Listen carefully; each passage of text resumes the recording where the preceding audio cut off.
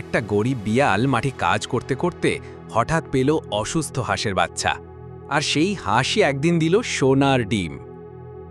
একটা ছোট্ট গ্রামে থাকতো এক গরিব বিড়াল। তার নিজের ছোট্ট একটা জমি ছিল। প্রতিদিন সে নিজের গরু দিয়ে হাল চাষ করত, ধান চাষ করত আর কষ্ট করে দিন কাটাত। একদিন মাঠে কাজ করতে করতে হঠাৎ সে দেখতে পেল জমির ধারে এক অসুস্থ হাঁসের বাচ্চা পড়ে আছে।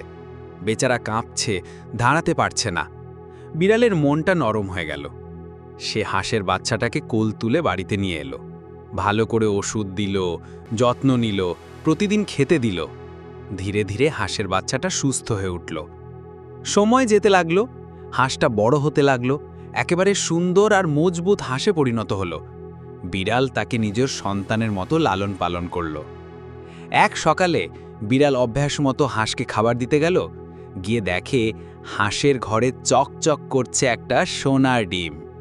বিড়াল তো দেখে একেবারে অবাক, আনন্দে লাফাতে লাফাতে বলতে লাগলো, পাইছি রে, পাইছি, সোনার ডিম পাইছি।